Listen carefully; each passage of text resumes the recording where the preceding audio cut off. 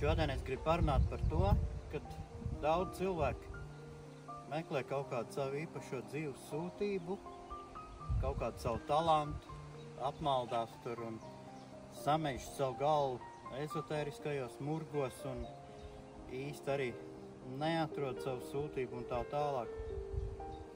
Varbūt tas tev nedaudz šokēs. Tava īstā sūtība tev jāatrod ir pašam. Tu nekur viņu nenopirksi un nekur tu viņu neiegūsi. Vienīgais, kā tu vari savu dzīves aicinājumu atrast, viņam kaut nedaudz pietuvoties. Metode ir pavisam ļoti vienkārša.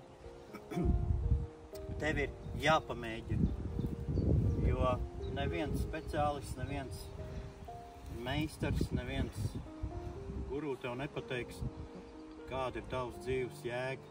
Bieži vien nepalīdzēs tev nekādas psihadeliskās vielas, ne kaut kāds ajavasks un sēņu tripi, jo tev būs jāmēģina. Gatava recepte priekš tevis nevienam nav. Un vienīgais veids, kā tu vari mēģināt atrast savu dzīves sūtību, tev ir jāpamēģina no visa kā, pa druskam, kas tev patīk un kas tev dod baudu.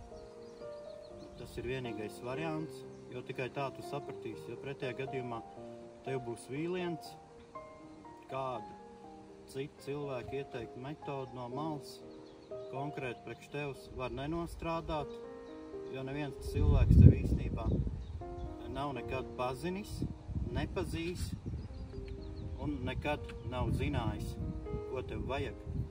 Tas ir jāatrod tev pašam, tas ir dziļi tevī iekšā. Dots jau no tavas dzimšanas, no bērnības, vispār, kad tu te sāk staigāt, sāk elpot un šito visu baudīt, kas ir apkārt. Tev ir jāapzinās, ka tu vari nonākt tikai pats. Tavs iekšējais skolotājs, tavu pieredze un tas katalogs, kas tev ir apkārt dzīvei, no kuras tev ir jāizvēlās, ko tev darīt un ko nedarīt. Viņš tāpēc arī ir, jo katram ir kaut kas savs. Nemēdz būt divi vienādi cilvēki, jā. Tas ir ļoti reti, kad ir līdzīgi, bet ne identiski vienādi. Tāpēc mēģini meklē, izjūt un gūst gandarījumu no savas darbības, no savas pieredzes un no visiem saviem dzīves aspektiem un kļūst laimīgs.